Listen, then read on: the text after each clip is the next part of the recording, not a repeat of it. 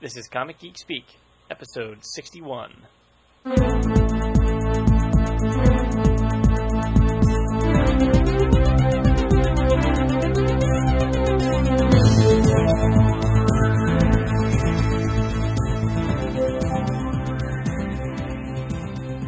Welcome to Comic Geek Speak. I'm Brian Deemer. I'm Kevin Moyer. I'll be Scott. I'm Jamie Dean. I'm Peter Rios. We are sexy bitches, yeah! And once again, welcome to the show. We have for you tonight, or today, or this morning, or whenever the hell you're listening to this, because it doesn't really matter. We're recording it in the evening, so... Time is relevant. That's irrelevant. Did you say relevant? Yeah. Lunchtime Or doubly irrelevant. so? It's irrelevant. Whatever. Irrelevant. Where's Kang? We need Kang. No, because It's then the penultimate. Yeah. A room full of kings. I was going to say, because then my eyes, and I will start bleeding from my eyes. I want to be Rama Tut. Anyway, we have a special episode for you. We just got done interviewing John Morrow from TwoMorrows Publishing, and we think it's a hell of an interview. So we're... And this is for, in coordination with our current contest, which you should be entering if you haven't already. Yeah, by the time this episode airs, they have about a day left to enter, I think, a day or two, so... So get cracking on it. Yeah, you can win a subscription to either Back Issue or Alter Ego magazine, both of which are published by TwoMorrows. And you just have to send a picture in of a... Well, I was going to say, if you want details, go to our new website. That's right. In fact, I don't feel like explaining to you, damn it. It's go all to the there. website, click on the contest banner, and it's comicgeekspeak.com. Don't explain. Make them do some work. Yeah. So get There cracking. you go. I like that idea. Yeah. That's much easier. We'll explain it once and then tell them to go to the website. You break your own clicky finger. Brian's tired of it. That's right.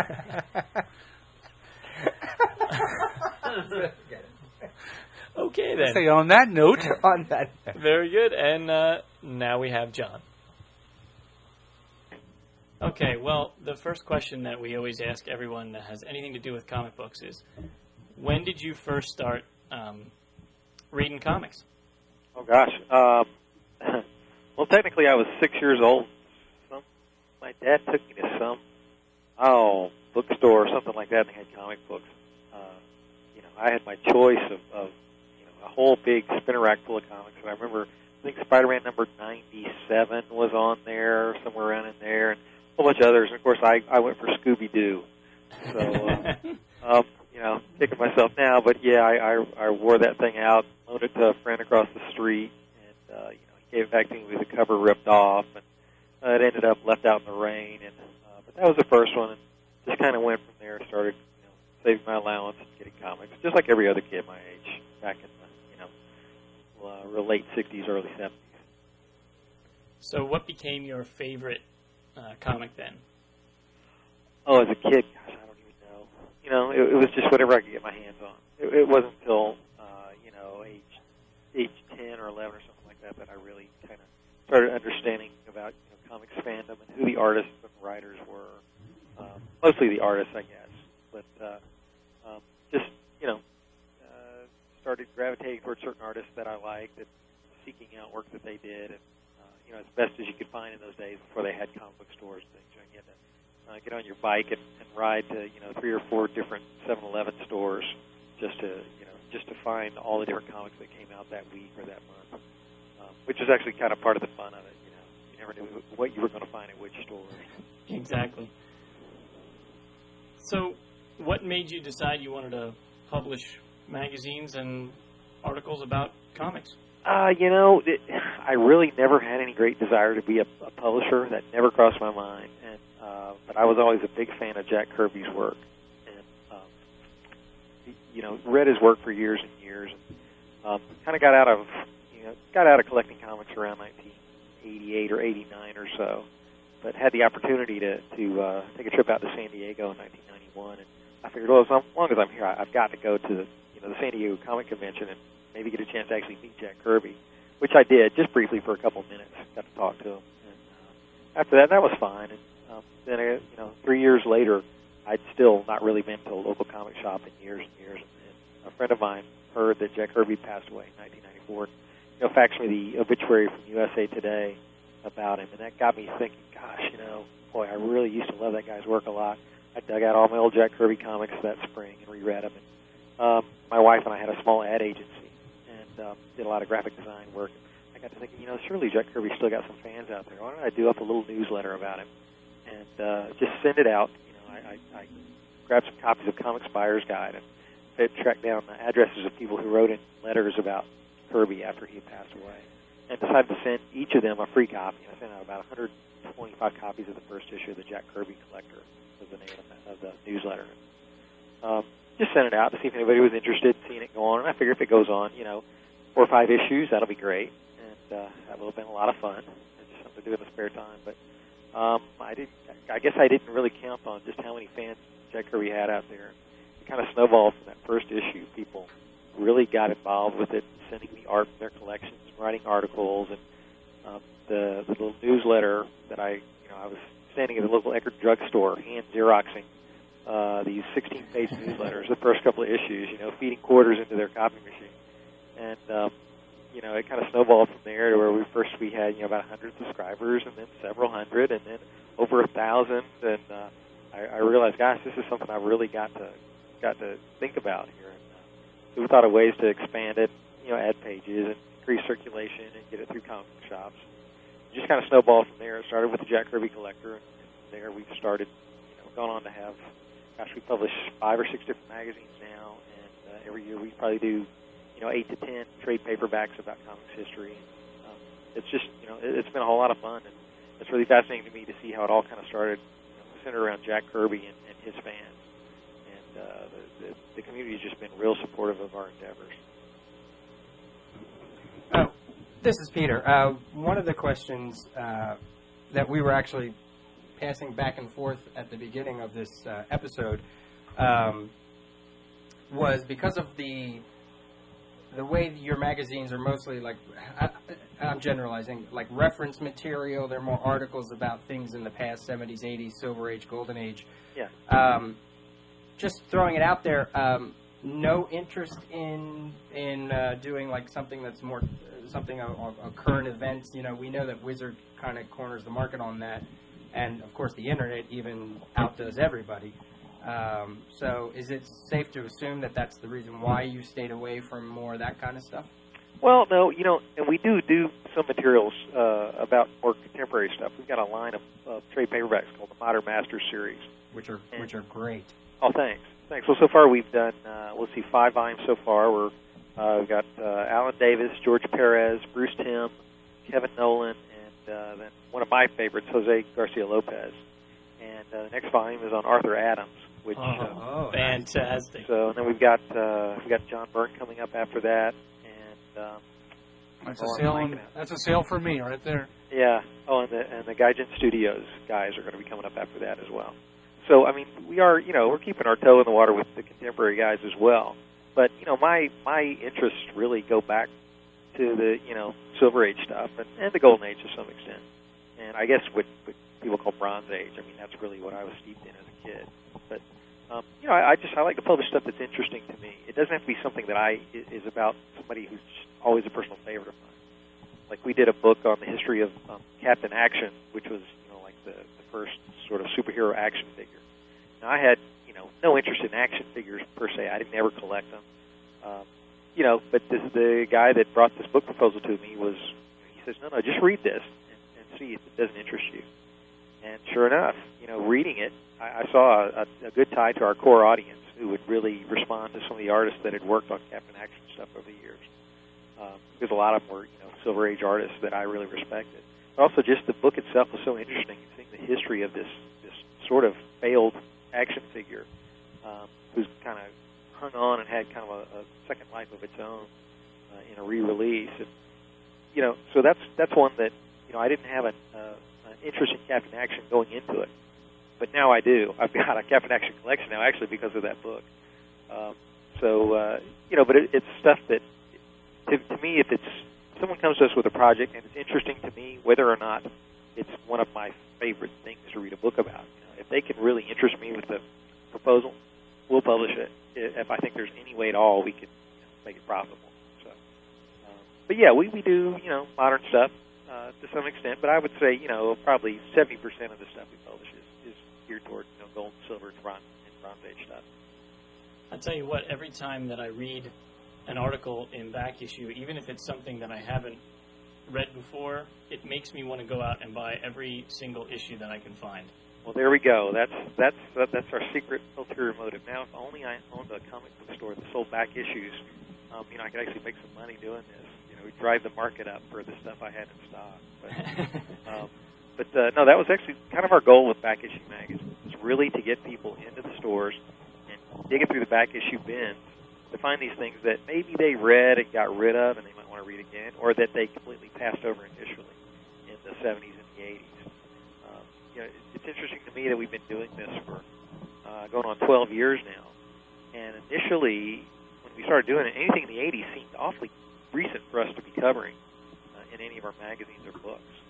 But then all of a sudden, here we are, over a decade later, and suddenly the 80s seems like a long, long time ago now. And it's a whole new crop of guys who kind of came of age during the 80s, and they want to know more of the background of what was going on in the books that they were reading when they were kids. So much like, I was into Jack Kirby in the 70s, there's a whole group of guys 10 years younger than me now that are coming of age and kind of have disposable income and are getting their own little nostalgia fix through Back Issue Magazine and some of the other books that we publish. How did you luck out and get Roy Thomas to edit Alter Ego? Well, that was very fortunate, I must say. There's some discrepancy on that, of how that actually happened. My understanding of it, because I was sort of a third party, we started out with the Jack Kirby Collectors, our first magazine, and then a guy named John Cook got involved helping me on the Kirby Collector, and I sort of made him like my assistant editor on the Jack Kirby Collector. And finally we got to think, well, why don't we do a magazine, a Jack Kirby Collector about all the other artists? And so from that we sort of brainstormed and came up with the idea of Comic Book Artist Magazine. And John started doing that, but he knew he couldn't possibly fill as many pages as we wanted to fill and get it out on a regular basis. So I believe he contacted Roy about it. And I think Roy tells the story differently, but that was my understanding, that John contacted Roy. Roy seems to think I contacted him, but I don't think I did. But Roy, of course, published Alter Ego in the 60s, off and on, and John contacted him. As far as I know, that's how it worked. And Roy was like, well, yeah, I'm semi-retired now. Sure, I'll give it a try. I don't think Roy, much like me with the Kirby Collector, I think Roy underestimated what the response would be to it. I think he thought it'd be sort of like it was in the 60s, where, he'd have, 400 or 500 people at best that are interested in getting it. And, it's kind of snowballed way beyond that. And he's getting it out monthly now, which is just an amazing feat. Anyone who's published a comics magazine has to know how difficult it is to get it out bi-monthly, let alone monthly. And Roy just does a fabulous job, along with his designer, Chris Day, who does the layout on the magazine. Those guys are just like clockwork every month. They never miss a deadline. And but yeah, it was very fortuitous, certainly, to have Roy come on board with that. It's the response from the professional community to our publications has been great. Everybody was just willing to kind of bend over backwards and help us with whatever we need and supply art to us or do covers for us or interviews. I mean, they've all just been very, very gracious. I think part of that kind of stems back to our roots based around Jack Kirby. I mean, he was the original great professional who would do anything for the fans. I think a lot of people sort of learned by his example, and that's really paying off for us. One thing that's very common with all your publications is the massive amount of artwork that you have, that most of which I've never even seen before. How do you get so much artwork? Well, there's so many different ways, and each one of our editors has their own ways. I don't really know where to begin with that. But that has been a major emphasis that I make to all the editors. Every time we start a new publication, it's like, okay, let's get as much unpublished stuff in there as possible. Because to me as a fan, that's the more interesting stuff. I mean, particularly if I'm reading a book or a magazine article about a comic series that I already collected and already read, I don't want to just see some pages from the issues in there. I'd rather see the unpublished stuff or the alternative covers or, sketches of the characters, stuff that hasn't made it into print, because that just makes, that makes the magazine that much more valuable to me as a collector. And as a publisher, I think it makes it that much more valuable as a collectible for people that might have missed an issue of Back Issue or Alter Ego or the Jack Kirby Collector. They'll have to go back later and buy it as a back issue. So, it's something they'll want to keep on their shelf or in their comic boxes, refer to from time to time. Because it's not just a rehash of, oh, well, this is what happened in issue so-and-so, and here's a sample of a page of art from it. You really, our editors really dig deep, and they get a lot of the background, behind-the-scenes kind of information. And they go straight to a lot of the artists and get the stuff out of their collection. I know in our newest issue of Back Issue, there's a piece on John Byrne's never-published Shazam comic. And he went straight to Byrne. Michael Urey, the editor of Back Issue, went straight to John Byrne and did Peter Sanderson, I believe, did the actual piece. Michael assigned it. And went straight to John Byrne and did the piece on it. And John said, well, I'm sorry, but I don't have any art from that. I just drew like 3 pages and before we pulled the plug on the thing. And I think I sold them to so-and-so. Well, and then the author and Michael Urey got together and went to track down the guy that bought the art. He says, yeah, I had it, and I sold it to so-and-so. And, it's just kind of like a chain reaction. You eventually get to the end of the line and find the guy that has that art. And we were able to show, the only 2 or 3 pages that John Byrne drew of his proposed Shazam series. So, it's a lot of work and a lot of detective work especially. But I think it's really worth it. I think it makes the end product so much better. Who would you love to do one of these Modern Masters or just some of the other, like you did Gene Colan and Kurt Schaffenberger that are outside of like the Modern Masterworks, the volumes? Who would be like a coup for you to get? What artist? Boy. There's a lot of them that we're actually either negotiating with or are actually signed up to do something with. But there's a couple that have eluded us for various reasons. One is John Buscema, and we had an agreement in principle with his wife to do a really nice coffee table book on John Buscema last year. But right as we started working on it, things sort of fell through, and so we won't be publishing that, unfortunately. And it was going to be just a wonderful, fabulous book. And that one was a real disappointment to see that one fall by the wayside. I'm hopeful that maybe we can still salvage that deal and get it worked out sometime in the future. But it was really a deal of kind of Marvel decided after we had already had an agreement to do this, to do a John Buscema book. And I think Mr. Buscema's family kind of felt like, well, two is too many at one time. So maybe the Marvel book will kind of come and go, and then we can do the really good Buscema book, because I know what the Marvel book will be like. It'll just focus on John's Marvel work, of course. Right. And won't give you a true overview of his whole life and career. Other than that, I'd love to do a good book on Joe Kubert, but somebody else already has all the Joe Kubert stuff kind of wrapped up right now. So, but we'll hopefully eventually we'll get around to that. Those are 2 guys whose work I just really, really love. But in terms of more modern, contemporary guys, gosh, I'd love to do the ultimate, Adam Hughes or Alex Ross book. 2 just fabulous artists who, are do great sales and just do wonderful, wonderful work. I mean, they're just 2 of the most talented illustrators out there. I was thrilled to death we did the Bruce Timm book because that's, he is just a fantastic artist. I can sit and look at Bruce Timm's work all day and never get tired of it. And he just makes it look so effortless. But there's so many current guys that are really, really talented. Jerry Ordway, Walter Simonson, of course, guys like Frank Miller, who, these aren't the new guys that are just up and coming. I mean, they've been around a while, but they're still doing very vital, current, contemporary work. There's so many, and hopefully most of these. I mean, you're saying who would be a coup for us? Well, to me, the table is open. I mean, any of the guys that I want to do a book on, hopefully we'll eventually get to do. I'm more concerned about people like Jim Aparo, for instance, who just passed away. A lot of the older guys, we can only get around to so many books a year, and unfortunately, a lot of these guys are passing away on us before we can get books out on them. The Jim Aparo book that we're working on right now was one that we started while Mr. Aparo was still alive, and unfortunately he passed away during the production of it. So he won't be around to actually see the book on itself done, which is really kind of sad. A lot of these guys, they didn't get paid great their whole careers. The one thing they have going for them is that they have fans who remember them and really respect their work, and so it's kind of nice to be able to honor them with a book and also give their fans something that they can appreciate about the artist as well. And so I do want to keep doing more books in that line. And actually, this Jim Aparo book is we got our sales figures in on it. It's going to do really well.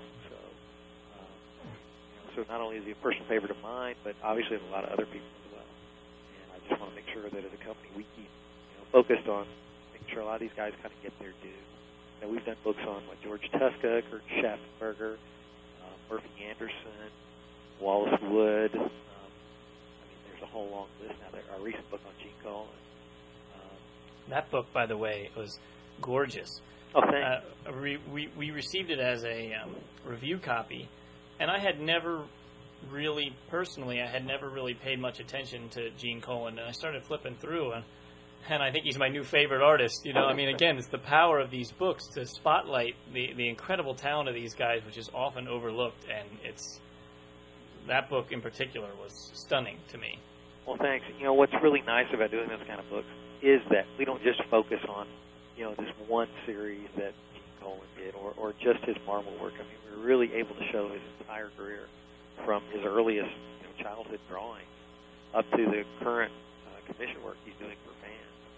And it's fabulous to see the progression of his work, but also to see that he's doing work now at age, I think he's 80 years old now. He's doing work now that rivals the best work he ever did his entire career. Just absolutely amazing work. And, the book is a nice way to showcase that to people that, okay, here's a guy, he's not just resting on his laurels. He's not just retired and, waiting to pass away. This is a guy who's still doing fantastic work. And, why more companies aren't hiring him is a crime. They should be. Thankfully he's got a lot of nice commission work and stuff to do. But, he's still got the chops. Guys like he and the late Will Eisner, talk about somebody who could right up to his last day doing the finest work of his career. Eisner was another hero of mine in terms of comics art, and just always got better. Every year, every story he did, he got better and better. I think Gene Colan's like that too. His work just gets better and better.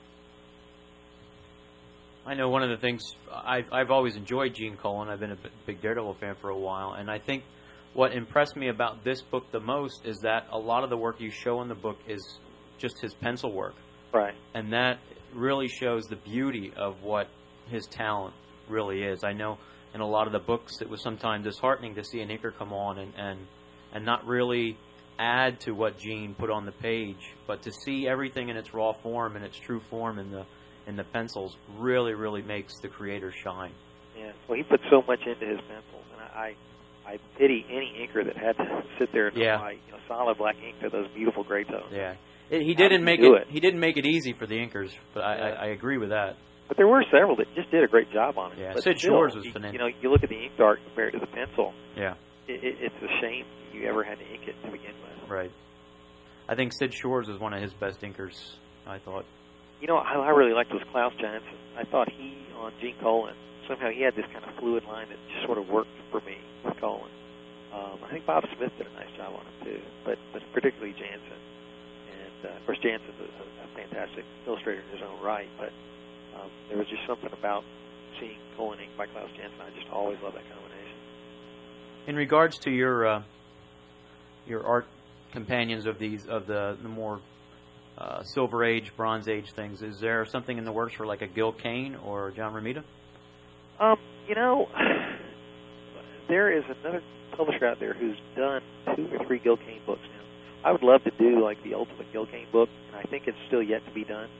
But with already a couple of Gil Kane books out in the marketplace right now, I don't think now's the time to do it. Maybe a couple years down the line, we may consider doing that. As far as a John Romita book, actually no one has actually pitched one to us.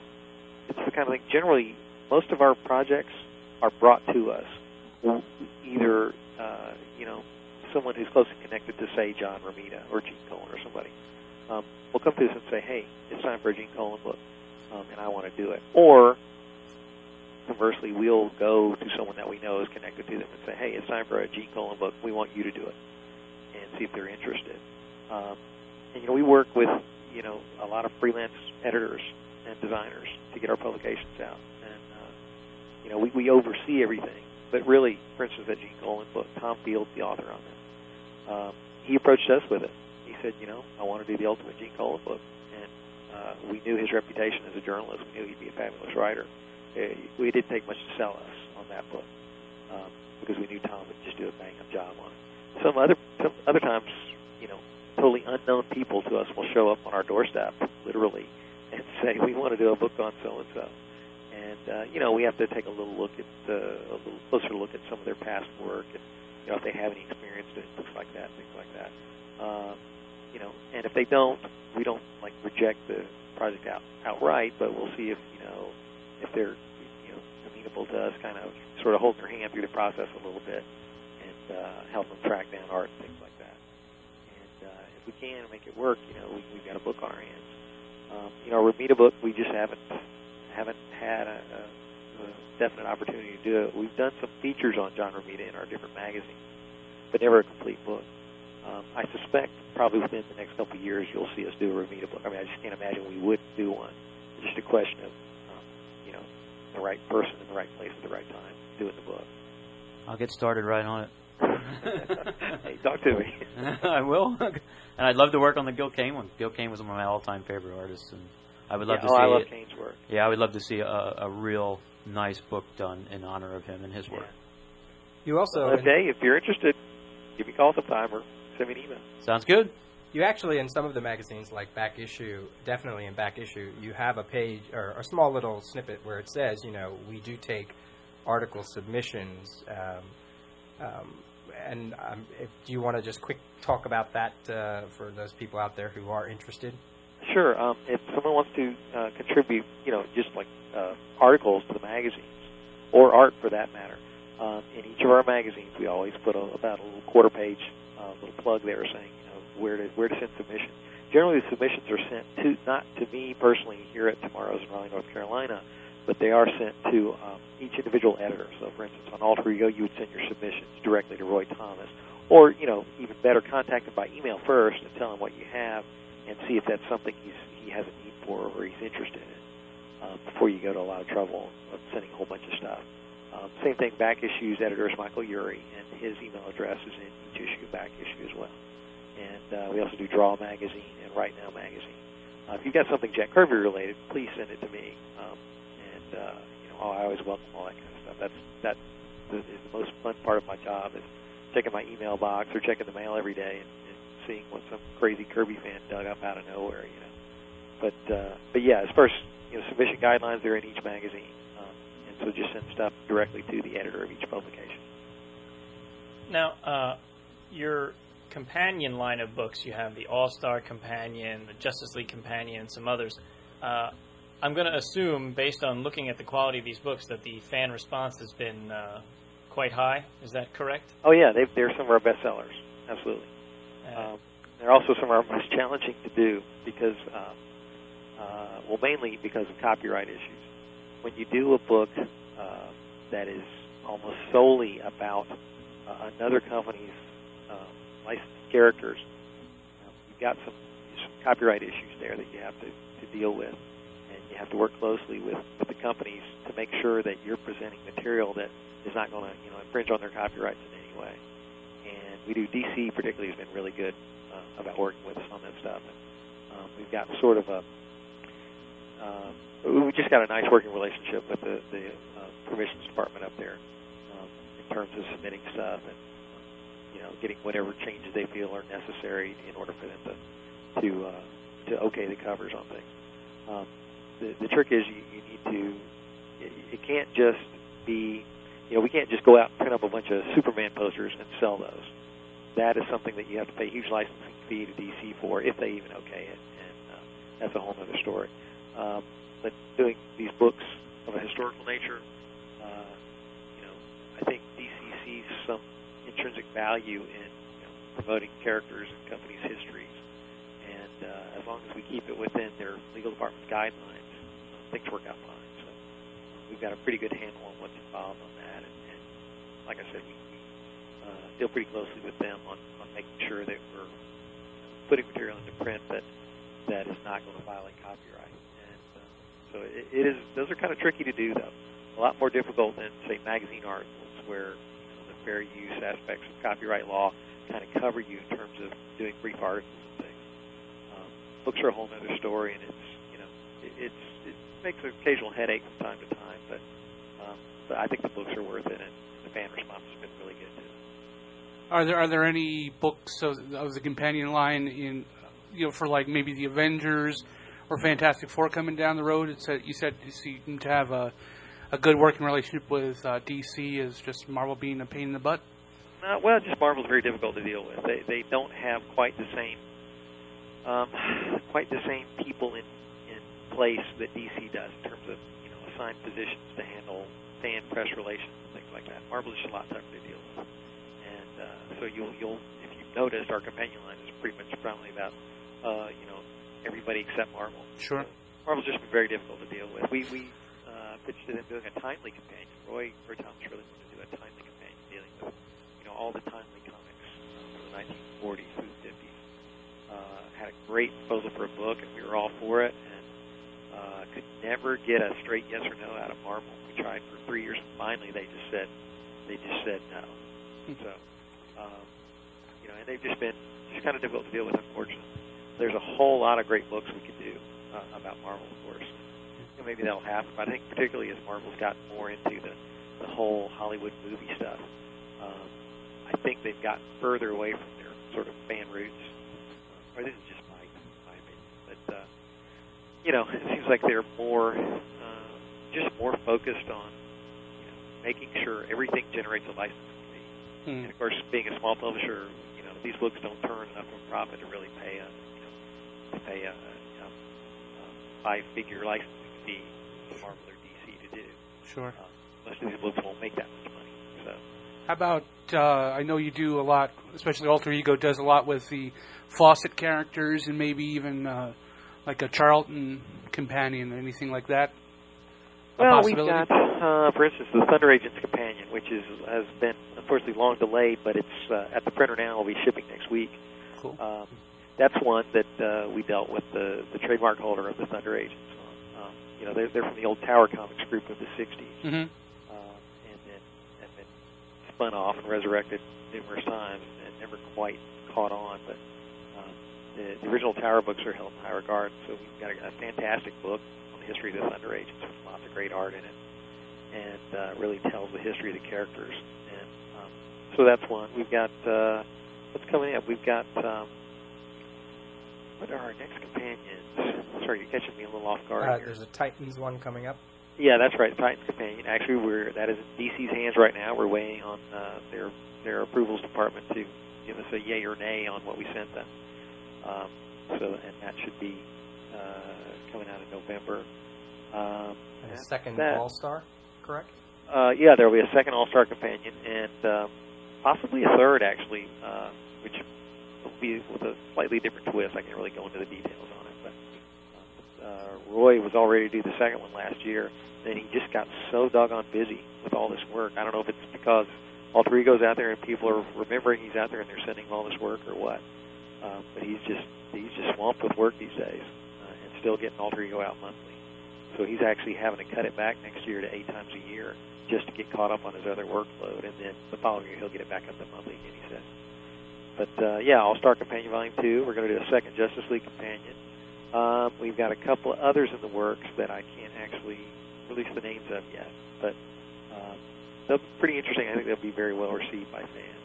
So those will be coming up over the next 6 to 12 months probably. Cool.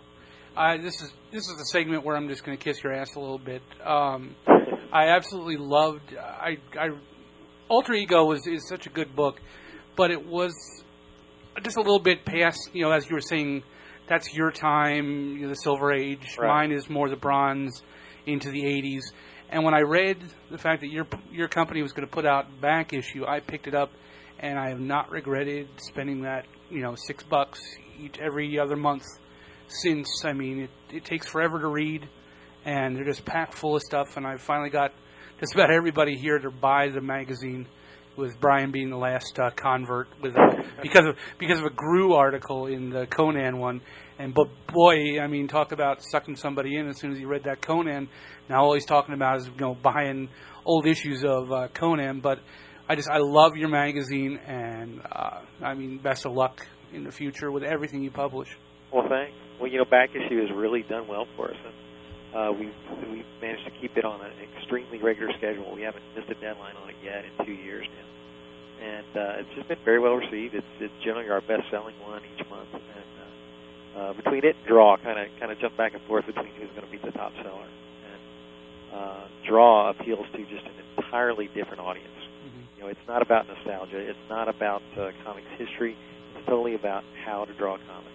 And guys that are 18 years old and couldn't care less who Gene Colan is will pick up Draw magazine and learn so much about it because they want to get into comics. They want to become comics artists. And, I think Mike Manley does just a fabulous job on that magazine. It's so difficult to produce, though. It's so labor-intensive to get a single issue out. It has had some deadline problems because of that.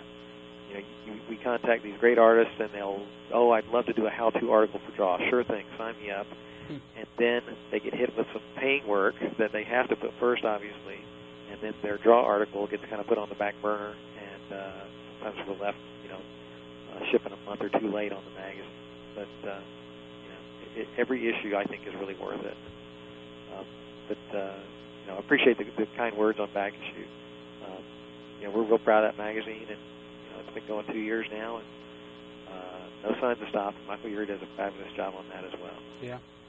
We're currently running a contest, excuse me, and one of the prizes is, which I'm sure you're aware of, is a subscription to either Alter Ego or Back Issue. Right. So we've been talking about those two issues, and in this room we sort of know everything about all your magazines, at least what we can expect from the content.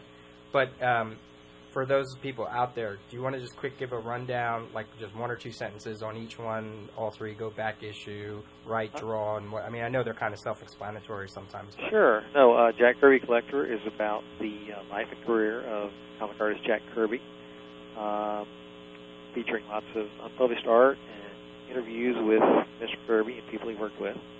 Let's see, Back Issue, we call it the Ultimate Comics Experience. It covers the best comics of the 70s, 80s, and up through today, through retrospective articles, lots of unpublished art, and it's set up in different departments, including a section we call Rough Stuff, which shows pencil art from various artists from those time periods. Alter Ego delves back all the way to the golden age of the 1940s through the 50s, 60s, even up into the 70s sometimes. So gold, silver, and bronze age. Lots of historical articles, interviews with artists you have and possibly have never heard of, but you will always come away with a greater understanding of comics and comics history when you read some of those interviews.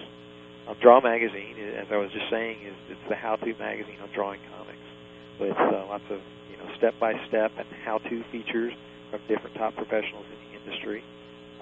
Everything from penciling, inking, lettering, computer art, Photoshop work, coloring, you name it. And then our fifth magazine is Right Now, which is sort of a companion to Draw. Instead of about how to draw comics, it's how to write for comics. Again, with interviews and articles by the top editors and writers in the industry for comics, animation, and sci-fi. So that's a pretty good overview of our magazines. Cool. Just a quick question. I know when the Kirby Collector came out originally, it was a regular-sized magazine, and you've since gone on to make it an oversized magazine.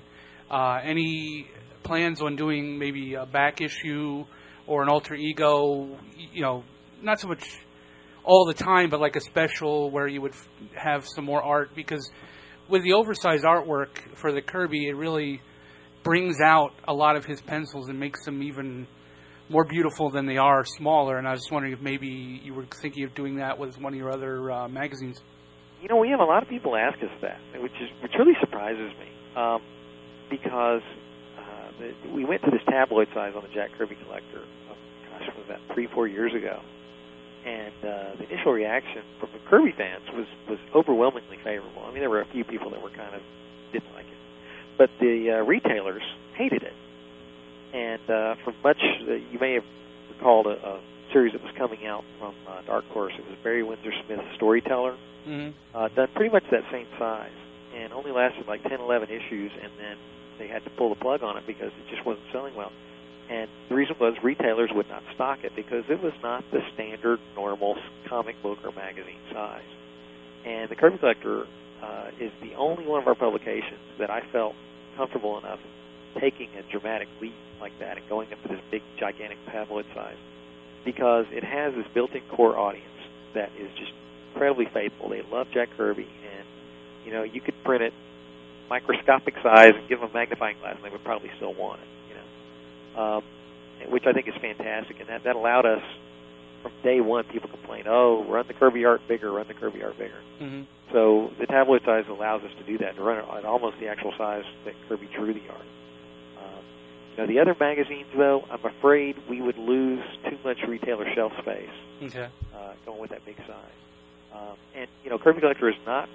There's a handful of really good comic shops in the country that stock extra copies of it, keep it on the shelf for new people to discover, and that's great.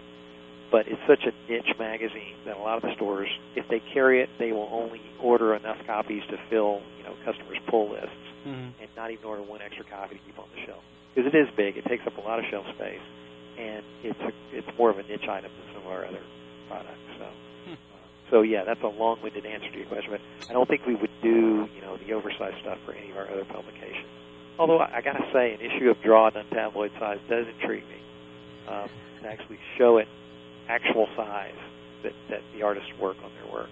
Maybe an annual, Well, something to think about. Maybe we'll do a whole, a Draw gigantic paperback book or something. I'm sure Mike Manley's loving the extra work. I'm sure. Oh yeah, yeah. Like he doesn't have enough to do already. So what are you reading? Do you read comics now? I mean, do you have time with all the editing? I read a few. Really since I got out of comics right after around 1988, 89, right after Watchmen and The Dark Knight Returns came out.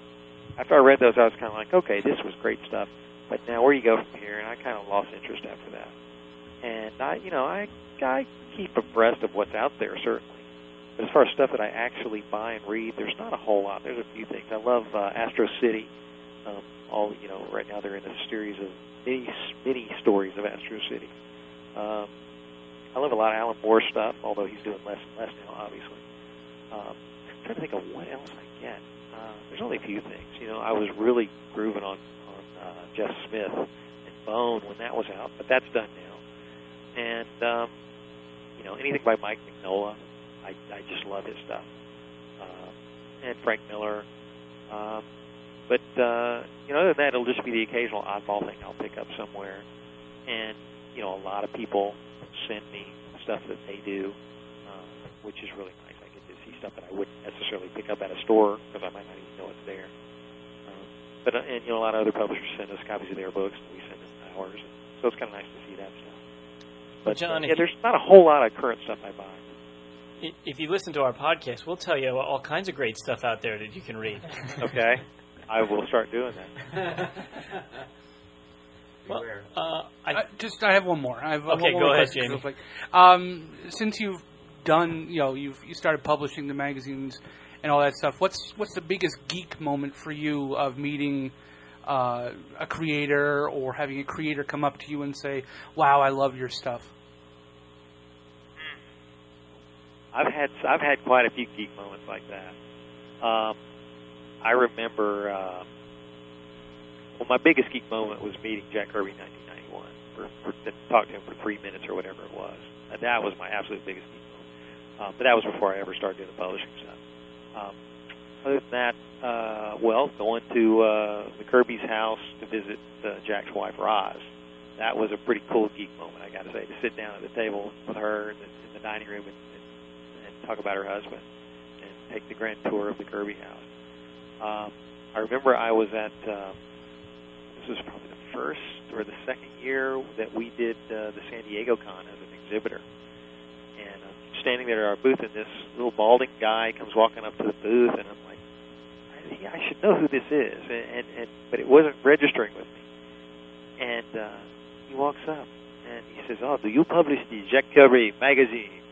I say, "Yes, I do." He says, "Oh, it is wonderful. It is fabulous. I love it. And he says, "Thank you for doing it." And he just kind of walked away. And it dawned on me that was Mobius. And, like Mobius doesn't have anything better to do in San Diego at the convention than to come by the booth to tell me he likes the Jack Kirby collection. Well, that was astonishing to me. And obviously a reflection, not about me, but about Jack Kirby. Mm-hmm. But it was just so cool. It was such a great moment. Another was when Barry Windsor Smith walked up out of the blue with a unpublished Fantastic Four cover by Jack Kirby that he'd had in his collection all these years, and had never shown it to anybody. And he walked up and gave me a copy of it there in San Diego. This was like the first or second year we were doing the magazine. Just that he thought enough to put that in his briefcase and take it with him to San Diego expressly to give me a copy of it. That was just astonishing to me that these professionals that are so busy and do such fabulous work would be thoughtful enough to and concerned enough to help us out like that. And it's been just a nonstop series of them. I mean, it's such a humbling experience every day, I've got to say, to have all these professionals and fans too take time out of their day and helping us with our stuff. It's just wonderful. The Modern Masters volume that I'm waiting for the most is a Barry Windsor Smith. Boy, I would love to do that again with those with the giant. And I'm blanking out on the title. He's had the Opus, the 2 Opus books that have come out. I think it's been 2 so far. With those out there, there's really not a need for a Modern Masters volume on Barry Windsor Smith, I don't think. I think we could put together a great one, but he's already doing it himself. So I wasn't even aware of those books. I'll have to find them. Yeah, I think Fantagraphics published them. There's 2 big, beautiful, full-color hardcovers. I think there's been 2 so far. I don't think there's been more than 2. But just absolutely gorgeous books. I assume they're still in print. Now, because you obviously have a publishing company, some of the dangers of some other publishers is all of a sudden they want to do comics. Has that ever come into any of your meetings of actually trying to produce a comic? Or is Funny that something? You should ask that. Oh. Yes. Actually, we've done a couple of comics. Well, not comic books per se. I cannot, for the life of me, figure out the financial formula to make a standard 32-page comic profitable. Right. Just the math of it, of adding up the printing costs and the shipping costs and the cost to pay the writer and the artist and the inker and the colorist and the letterer. You have to sell so many copies at Diamond's discount just to break even on your production costs. It's just not feasible. I cannot make the math work on it. My understanding is that most of the big companies do it so that they can then repackage it as trade paperback and make their money off the trade paperback, which is great for the big companies, but it's kind of tough for smaller publishers to sell the same product twice because we're not publishing Superman and Batman and iconic figures that the whole world knows. We have done a couple of publications that were actual comic stories. One is a book called Streetwise, which was a collection of autobiographical comic stories by a whole slew of the top guys in comics. But that was still in the same kind of like magazine format, or was that? No, that was a trade paperback. That was a trade. Okay. Yeah, we contacted a lot of just fantastic artists and got them each to do autobiographical stories. And just some of them are just hilarious. Some of them are really kind of gut-wrenching, but they're actual drawn, lettered stories, comic-style stories. And that's actually not to interrupt, but that was something that we talked about. A way to circumvent the single monthly issue is to just put out a trade of original stories, and if it comes out every 6 months, that's the format it would take. So are you saying that that's kind of like the idea of Streetwise? Well, no. Streetwise was an idea of again, going back to Jack Kirby did this 10-page autobiographical story called Street Code, talking about what it was like growing up on the Lower East Side of New York, getting into gang fights and things as a kid. And I'd always loved that story. Very few people had ever seen it. And, of course, Will Eisner had done all of his semi-autobiographical graphic novels. And I've always loved those, and we thought, well, let's build a project around this Jack Kirby autobiographical story. Let's get other artists to draw stories about their own lives and release it as a compilation. And everybody told us that anthologies don't sell. You know, it's suicide. Nobody wants an anthology. And they were somewhat right. It wasn't one of our best sellers, but it's still selling today. It's continued to sell. It's done reasonably well. I think it's a fabulous book. It won an Eisner Award. Sergio Aragonés' story, one called The Gorilla Suit, which is absolutely hysterically funny, and won an Eisner Award that year for Best Short Story. So, you know, it's a book that it's been a perennial steady seller for us. It did sell huge numbers initially, but it's been in print for 6 years now, I think, and continues to sell. So, and you know, so we did that. We've done a couple other projects that were comic stories, but never anything on a grand scale, just because I cannot make the math work. You know, it's too hard for a small publisher to sell individual comics like that. That's why we went the trade paperback route with Streetwise. Right. You know, a little higher ticket price item, and you know, allows you a little more opportunity to recoup some of those huge production costs. Because when you pay for 160 pages of art, that's a big hurdle right there. You have to recoup off the initial sales. Then you've got printing and distribution costs and distributors' discounts and shipping and all that on top of that. We missed you in Baltimore. We were just at Baltimore Comic Con. We thought maybe you might have been there because I know you were at. Were you at Philly? Wizard World Philly this year? I can't remember now. Which Wizard World we did? We did Chicago this year. Chicago, okay. So, yeah.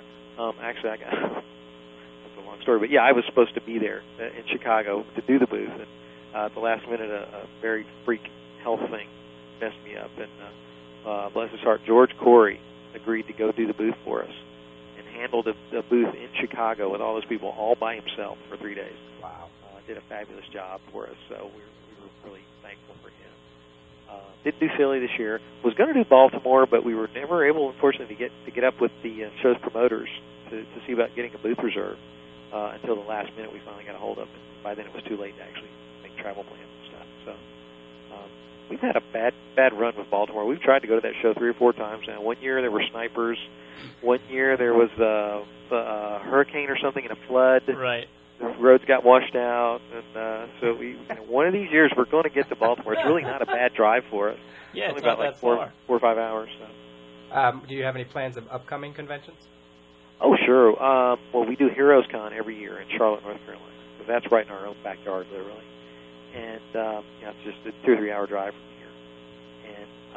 And that's one of the best, smaller shows out there. I would recommend that one to anybody. Yeah, we're definitely going to that next year. So yeah, we do San Diego every year. We can't miss San Diego. It's just the hassles of going all the way across country and getting all of our products out there, and trying to get a hotel room these days. I mean, they sell out so fast now because there's over 100,000 people going to that show every year now. But we can't pass that one up. It's just too good of a venue to promote our products. That's where I bought my first copy of Back Issue. Oh, good. Did you buy it at our booth? Yes, I did. Fantastic. From the gentleman who actually wrote the Conan article. I'm sorry, was that Tom Stewart? I don't know. I have to look it up here. Yeah, I think Tom wrote the Conan article.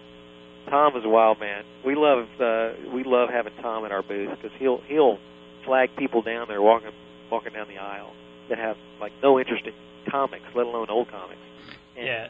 Drag them over to the table, and before you know it, they've left buying an issue of something. That was definitely him. Yeah. Can I ask you one hardball question? I apologize. Oh, sure, please do. About your booths, and by all means, I've purchased some of your issues from the booths, so it's not like I'm not avoiding it. But you sell it at cover price at your booths. Is that because why is that, and why don't you feel the need to give a slight discount or whatever? Like I said, I'm still going to buy them. It's not like I'm avoiding the I'll tell you why. Because Great. it costs a whole lot of money first to rent a booth. A booth in San Diego, I think this past year, it's about $1,600 or $1,700 to rent a booth for the 4 days of the show. Wow. Then you've got cross-country airfare for myself and my wife and now 2 kids. We've got to get our assistant Eric out there as well because the show is so huge and we're so busy there that I can't conduct business and still take make change for people when they want to buy stuff. So we have to bring our assistant Eric out there to help with the booth, plus generally one other person. So we've got to pay 3 other people's way out there. And then shipping the books out there and dealing with the labor costs. They charge this astronomical fee to haul your books from the loading dock at the San Diego Convention Center to your booth. It's just outrageous. Union. And That's your the union for you. Yeah. And your books aren't light. Yeah, by the time it's done, and just the shipping, the freight itself, just to get 1,000 pounds of stuff out to California back is a ton of money, and it all adds up very quickly. And so when we're not offering discount off a cover price, We know why. yeah, we just have so much to recoup on a trip like that. Hey, I'll tell you what. If you go to Wizard World Philly next year, I'll work for a day for issues. You won't have to pay me. Deal. That's a deal.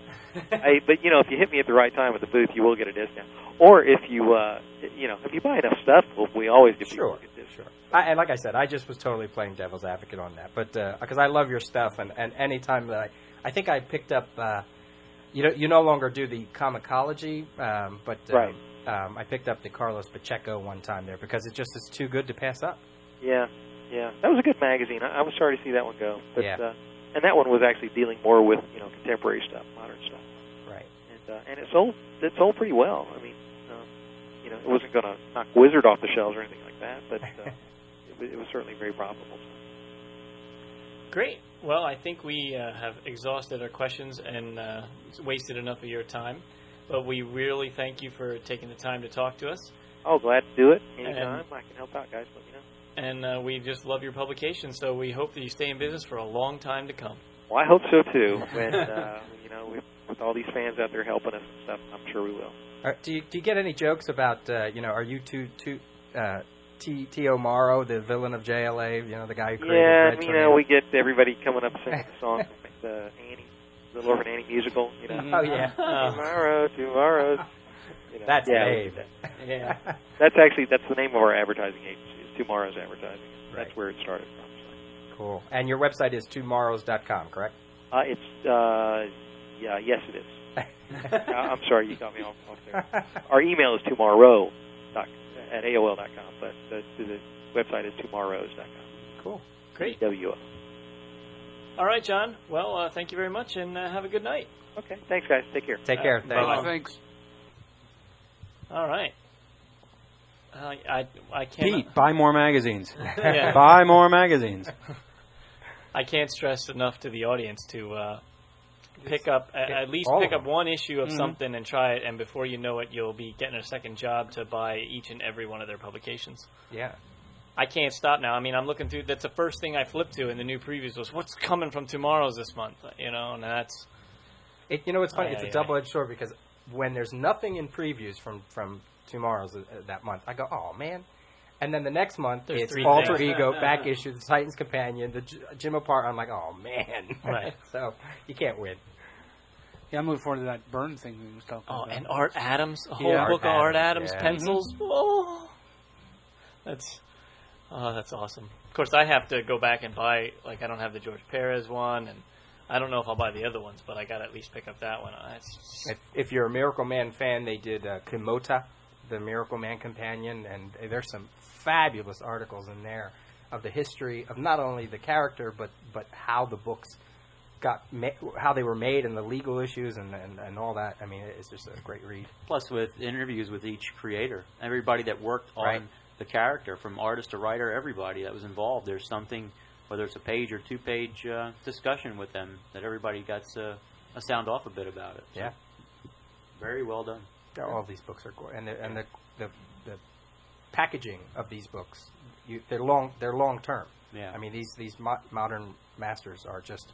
they're not flimsy books, so I can understand when he says, they have to pay shipping to get out there. Yeah, even the magazine is It's thick. solid. Yeah. You know what I mean? And this is not a magazine that you buy, you read, and then you throw out with the recycles. You keep this forever. This goes on your shelf with all your other comics and everything. This is a archival quality magazine. I don't think I've bought anything from this company that I've done what you just said, put it in the recycling. Right. Any alter ego issue that I bought, I've bought for a reason, and I've kept. And back issue, they're all sitting there, in a box. Just I'm gonna keep them. They're great source material for all that trivia and all that. Just go back and read them. I mean, everything from one publication to the other, the quality does not change. Everything is top quality. There is so much in-depth information, whether it's an article in back issue or one of the Modern Masters or, alter ego article or the companions. I mean, they're so well researched and so well put together. And the layout is very great. pleasing. They don't try to do some weird modern, No. blowing up the lettering. It's like it's just to read. It's top quality. Solid. Everything about it is quality. Solid production. Yep. Absolutely. Just because we did an interview, Peter, doesn't mean you get away.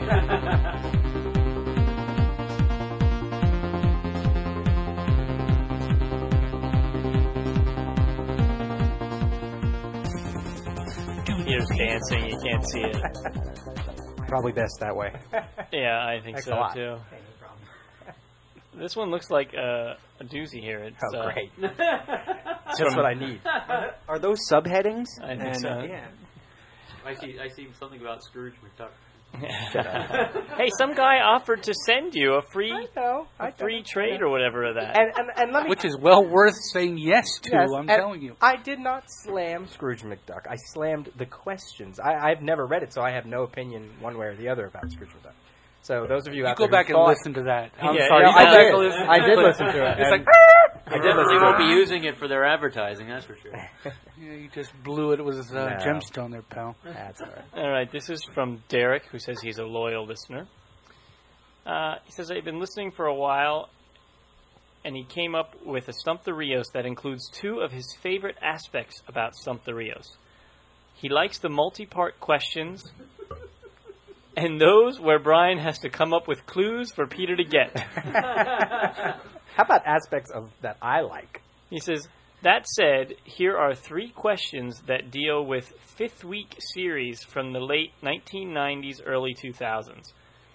They are all fairly easy, but Brian, feel free to give as many clues as you think are needed. No, Okay. Just read the question.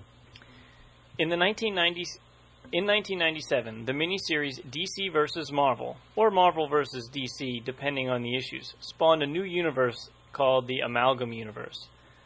I will name 10 Amalgam heroes. You have to say who their original DC and Marvel parts are. Super Soldier, Captain America, Superman, Dark Claw. Wolverine, and probably the Batman animated It guy. says but just Batman and Wolverine. Yeah. Amazon, Storm and Wonder Woman, Bat Thing. Man Bat and Man Thing, Yes. Lobo the Duck. Howard the Duck and Lobo, There you go. Doctor Strange Fate. Doctor Strange, Dr. Fate, and Professor Xavier. Ooh, he didn't list Wah, professors. wah, wah, wah. So I'm up one. Spider Boy, Superboy and Spider-Man, Iron Lantern, and that Green was Lantern easy. and Iron Man, Speed Demon, Ghost Rider and Flash, Night Creeper, Nightcrawler and Creeper. and White Witch. Ooh. I'll say White Queen and Scarlet Witch. Ooh. These are the same company. Yeah, he's Oh. one Marvel, one DC. I was thinking White Witch, not the Legion one. Scarlet Witch, is that one? Correct. Scarlet Witch. Okay. Well, then I'm up one on him with the Professor Xavier, so I shouldn't have to guess. I don't know. Well, I mean- hold on. Figure it out. Yeah. Well, I mean, you already got the Scarlet Marvel Witch. characters. Right. So which one's the DC? Zatanna. That's correct. Yeah. See? Don't quit.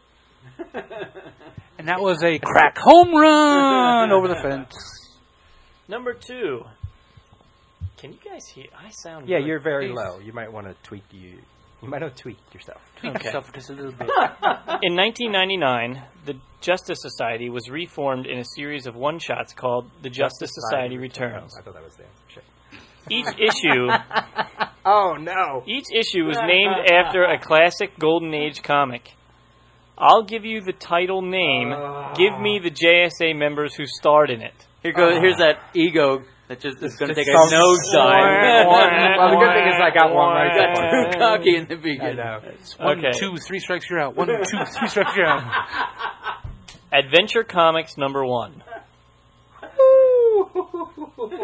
He says you can give hints. 2 male, 2 men, 2 guys. Yeah, one of which is your favorite. Adventure Comics. Starman. Mm-hmm. And who was with Starman? Hold on, let me think. Starman. Damn it.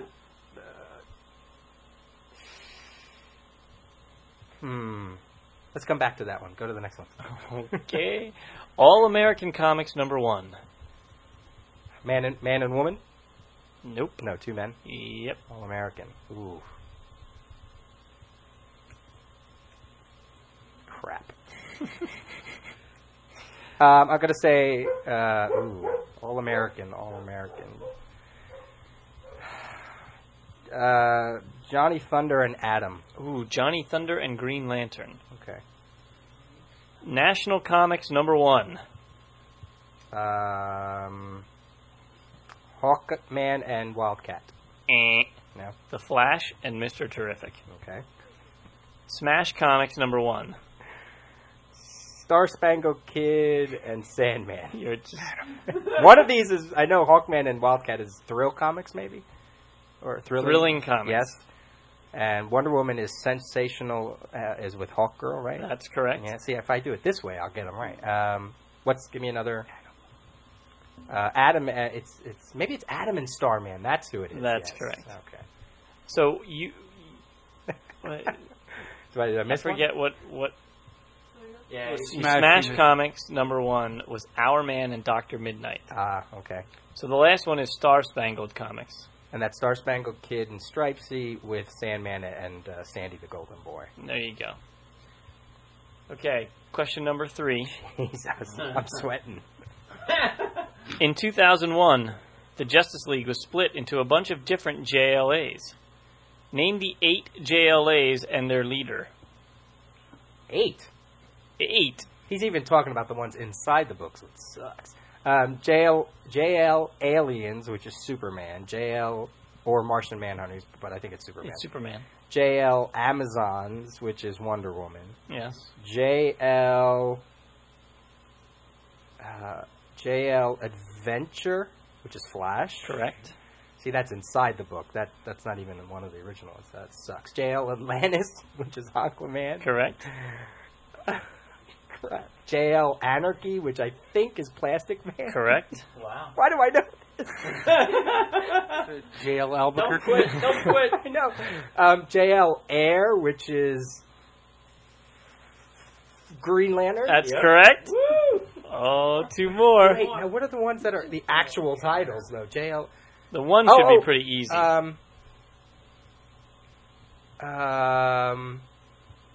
me go this way. Oh, JL Arkham, Yes. which is Batman. There you go. And, let's see, Superman, Last Batman, one. Wonder Woman, I got Green Lantern, Flash, Aquaman, John Jones. Damn it, there's one inside that, crap. Give me a hint. He said he can give me hints. How do you give me the leader, maybe? I'll tell you, the leader is a person I never heard of. Think religious. Yeah. JL Atheists? No. Kind of the opposite of that. Oh, JL Oh, I know who it is. Atheist or... There are 12 of them. So, JL Angels? No. It's Zariel's the leader, though, right? Right. Yeah. And JL, 12 of them. 12 of them? 12 apostles? Oh, you heard him speaking there. But I got Zariel, right? Yeah. Yes. Come on! That's very good. Yeah, To get the ones inside the book? I have no qualm, no arguments on Nope. those questions at all. Woo-hoo. Those are great questions. Those are great questions. He says he hopes you had as much fun answering them as he had coming up with them. And you know what? I had so much fun answering those after the Scrooge McDuck. He can send us his email, too. I'm sending him a prize as well. Because those were fun. There you go. And he says he's working hard on an all Super Friends Stump the Rios, as well as an all Avengers Stump the Delisandro. Oh. Okay, I'm ready. I'll do it. So send us your email, Derek, right? Derek. Not your email, your snail mail, because I definitely want to send you a prize for that. That was cool. That made me sweat. Excellent. We got a little time. I want to go through one of our events again, just so we can catch up to Infinite Crisis. Bring it on. Since this is our next episode, right? Yeah. All right, that joke's old. No, I like that. 1992, DC continued with their annuals event, their annuals event, with Eclipso: The Darkness Within, written by Keith Giffen, Robert Lauren Fleming, artwork by Bart Sears, and plenty of others. And it was a way to kind of really amp up Eclipso as a villain, and they changed him from just this, split personality villain that you could stop with a flashlight, and they changed him. They kind of retconned him into the god of vengeance before the Spectre, or he was the god of vengeance before the Spectre. So, he and it also was, instead of having the powers of the moon and darkness, he could also take over heroes, and if he got them mad. So there was this huge crossover in the annuals with the two specials, one on each end. But they had to have a shard of what was the Dark Heart or something like that. Heart of Darkness. Yeah. And that was the big thing. Was the first issue of the bookend. It had like a little plastic diamond, which people always loved when they're trying to put their books in bags and boards, and that little diamond digs into the book in front of you. Yeah, that was crazy trying to put that in your collection. And that was the whole thing. Whereas we thought beforehand that there was only one of those shards, it wound up there were like, hundreds, thousands, or whatever, split up amongst the world. So Bruce Gordon, his alter ego, was the one who went out and tried to capture them all. Meanwhile, Eclipso was taking over all the villains. It was not horrible, but not wonderful. It was one of those typical annual events where there were a couple that were good, a couple that were mediocre, and a couple that sucked on ice. So take it as you may. Again, this is another crossover that you'll find in your $1 box, your 50-cent box. Yeah, I mean, for my money, I would just get the two specials and then see if you want the other things, because it did kind of bounce around in the other annuals, but really the crux of the story were the specials. Yeah. Out of that event, you got Valor. You got the 23-issue Valor run. You also got a Guy Gardner Reborn miniseries, and you also got an Eclipso series that went on for 18 issues. And it kind of, that series was kind of okay. I did kind of like the update. They updated his design, which was kind of cool. As far as what happened to him afterwards, Eclipso is very prevalent in JSA, the current JSA series, and of course, if you've read it, he's also very big in Day of Vengeance. So his tie, that character's tie into Infinite Crisis is very obvious. The next one, 1993, is Blood Ties, or Bloodlines, or Bloodbath, whichever book you happen to get at the time. And this one was unique, to say the least.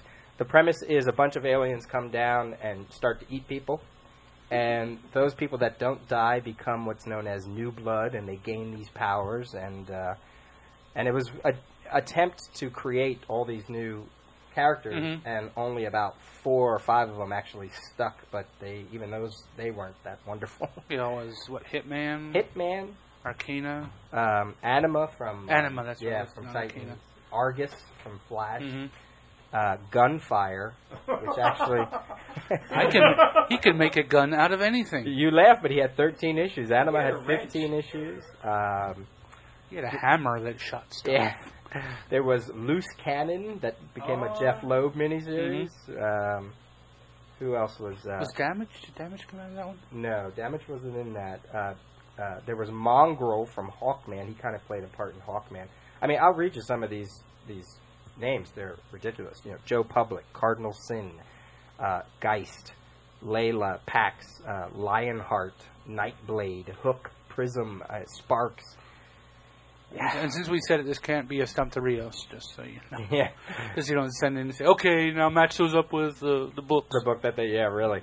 And there was a Blood Pack miniseries that Jade was actually in. Anybody remember that? That starred some of these nut jobs? And it would, you know, I vaguely remember it on the shelf. It's one of the myriad of books from the 90s that was sitting on the shelf. And she tried to, it was almost like a reality TV because she was into like TV journalism at that time, and she was filming their adventures. Didn't Robin have something in one of these? I thought. I could be wrong. I mean, you could be. Was he like Blood Pack, or that was one of the ones? Blood Pack. That's the. And they also mentioned something about cyber rats being branched out of here, but that was like years later, so I'm not sure about that. You mean Cyrats? Cyrats, thank you. Is that the John Burns thing? No. Oh no, that's Lab Rats. Never mind. Cyber rats. No, I know which one you're talking about now. This one, don't even bother. No. If you want to get the two specials, good for you. I have them. If you want to get something and you want to make sure you're warm in the wintertime, just get that. You can burn it. No, you can burn it, and the fire will warm you. Just don't inhale the fumes. That just might burn your ass if you're not careful. Yeah. Right? Yeah. So those are the two. And I'm sort of glad that I hope they're other than the Alien. I see no connection that they're going to put this into. Other than the Alien, but whatever. Maybe is Hitman still around? I mean, is he still around as a character? I never read the series. He was the most successful one. Yeah, well, that's because Garth Ennis wrote him, right? So created him in Demon. So yeah, but I mean, is he like still alive in the universe? That's a good question because I think at the end of his series, I'm not sure what happened to him at the end of his series. So I'm not sure. I'm not sure, and I don't want it to spoil.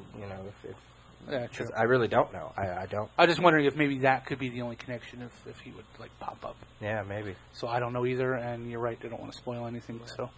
So just because I'm not going to keep going, but 0 Hour would be the next one, and we did talk about that in one of our past episodes. So we'll probably gloss over that in the next episode. Hey, whatever you say, you're the one in charge of that. Yeah. Okay. Well, what do you suppose we wrap it up, huh? Sounds good.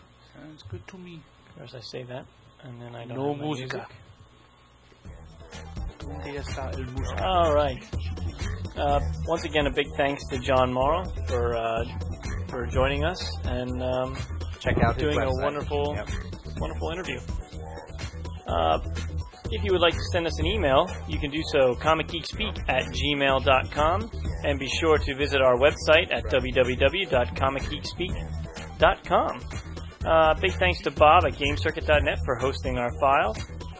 Please vote for us on Podcast Alley and subscribe to us using iTunes. And if you would like to buy a t-shirt, you can do so. It is only $10, and that includes shipping. We are brought to you in conjunction with WorldFamousComics.com, and as always, we are uniting the world's mightiest heroes, one listener at a time. See you next time.